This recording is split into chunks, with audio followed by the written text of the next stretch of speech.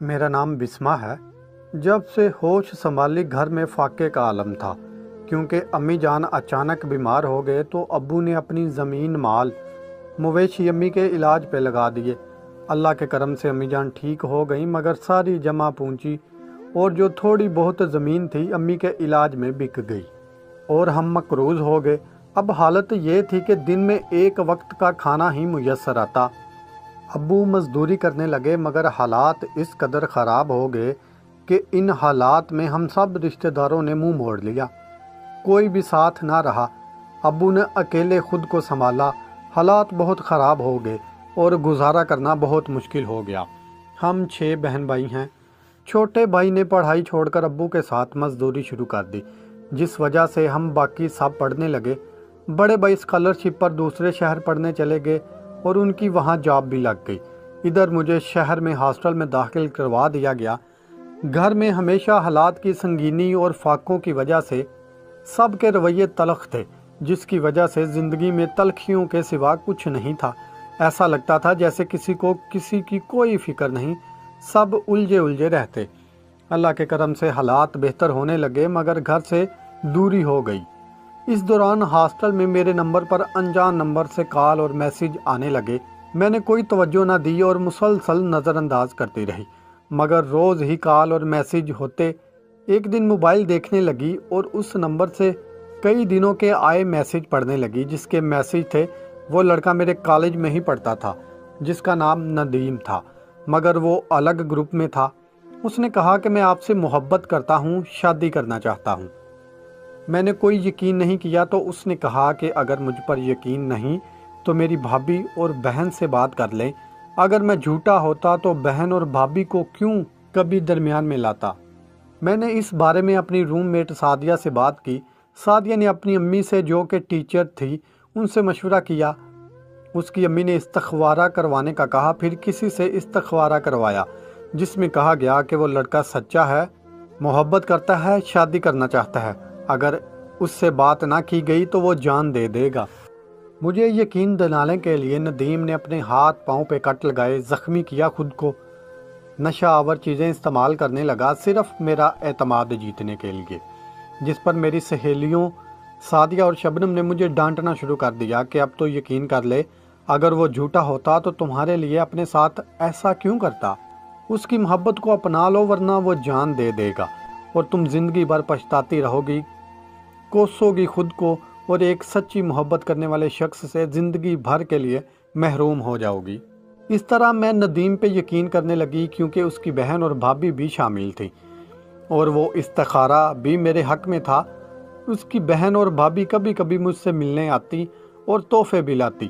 میں جیسے ایک نئی زندگی جینے لگی تھی، کیونکہ میں ہمیشہ سے ہی تلخ حالات اور تلخ رویوں میں دب کر بڑی ہوئی تھی۔ اوپر سے ناپسندیدہ پڑھائی میں ذہن الجھا رہتا۔ ایسے میں وہ پہلی محبت کا احساس، وہ اس کی بہن اور بھابھی کا آنا، گھنٹوں تک بیٹھنا اور باتیں کرنا اور ہنسنا کھیلنا، جیسے میں کسی نئی دنیا میں جی رہی تھی، وہ دنیا جس کا میں تصور بھی نہیں کر سکتی تھی، کیونکہ تلخیوں کے سائے میں سہمی رہنے والی بسمہ اب خواب دیکھنے لگی تھی، تتلیوں کی طرح پھولوں سے شناسا ہو کر خوشبوؤں کو محسوس کرنے لگی تھی۔ میری تو دنیا ہی بدل چکی تھی۔ اسی دوران اپریل میں میرا جنم دن آ گیا۔ ندیم نے جنم دن ایک ساتھ منانے کا کہا۔ پہلے تو میں نے انکار کیا، مگر اس کی بھابھی اور بہن نے بھی اصرار کیا کہ ہمارے ساتھ چلو، پارک میں جنم دن منائیں گے، اسی بہانے تھوڑا گھوم پھر لیں گے، ایک ساتھ دن اچھا گزرے گا۔ بس پھر جانا پڑا۔ اس طرح ہم سب پارک میں گئے۔ وہاں بہت چہل پہل تھی۔ تھوڑی دیر بیٹھنے اور گپ شپ کرنے کے بعد ندیم کا ایک دوست خاور اور بھابھی کیک، کھانے کا سامان اور کچھ گفٹ لے کر آئے، اور پھر میں نے سب کی موجودگی میں کیک کاٹا، گفٹ وصول کیے۔ اس کے بعد وہیں کھانا کھانے بیٹھ گئے۔ کھانا کھاتے ہی میری طبیعت خراب ہونے لگی اور مجھے سب اٹھا کر گاڑی میں ایک جگہ لے گئے۔ وہاں ندیم اور اس کے دوست نے درندگی کی وہ مسائل قائم کی کہ انسانیت شرما گئی ہوگی۔ محبت کے جال میں پھنسانے کے لیے جھوٹے وعدوں اور جعلی رشتوں کا سہارا لے کر میری عزت، میرا سب کچھ لوٹ لیا۔ ان درندوں نے، میں چیختی چلاتی رہی، مگر انہوں نے بھوکے بھیڑیوں کی طرح مجھے نوچ کھایا۔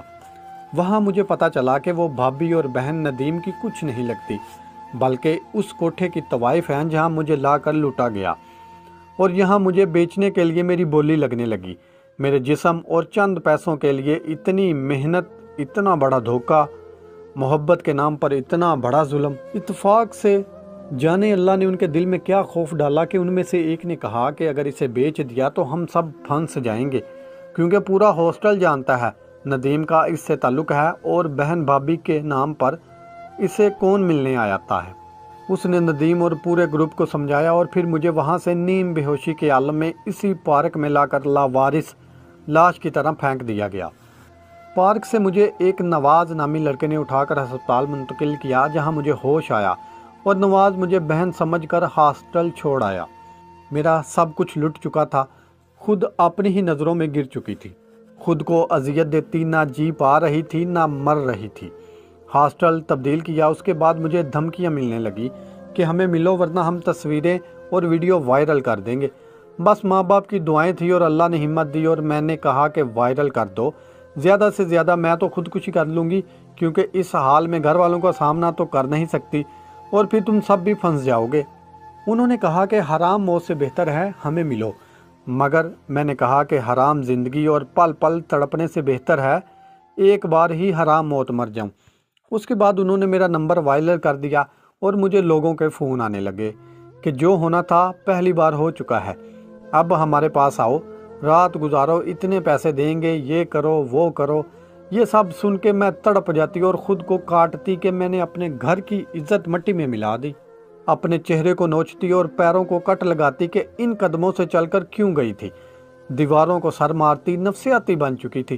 کئی بار خودکشی کرنے کی کوشش کی مگر اللہ نے حرام موت نہ مرنے دیا۔ پولیس کو بھی نہیں بتا سکتی تھی، اگر بتاتی تو گھر والے کے سر جھک جاتے، وہ جو رشتہ دار پہلے ہی کنارہ کر چکے تھے کہاں جینے دیتے، وہ بوڑھا باپ جو پہلے ہی سب کچھ لٹا کر حالات کی سنگینی برداشت کر رہا تھا کیسے بیٹی کی لٹی عزت کو برداشت کرتا، وہ بھائی جو پہلے ہی حالات کی چکی میں پس کر خود کو سنبھالے ہوئے تھے ان پہ کیا گزرتی، یہی سوچ کر کوئی قدم نہ اٹھا پائی اور خود ہی خود میں گھٹتی چلی گئی، تڑپتی رہتی تھی اور ان سب سے بدلہ لینا چاہتی تھی۔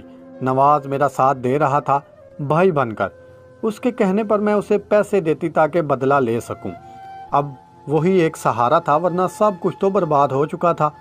جہاں جاتی لوگوں کی گندی نظریں مجھ پر ہوتی، جانے کیا کیا سننا پڑتا۔ تب مجھے احساس ہوا کہ لڑکی جب اپنی عزت کھو دیتی ہے تو اس کی قیمت چند گندی نظریں اور گھٹیا جملے رہ جاتی ہیں، پھر وہ کبھی سر اٹھا کے چل نہیں سکتی۔ مگر مجھے بعد میں پتہ چلا کہ یہ نواز بھی اسی گروپ کا حصہ ہے، جو کہ یہ بھی ہمدرد بن کر میرے ہی جسم سے کھیلنا چاہتا ہے۔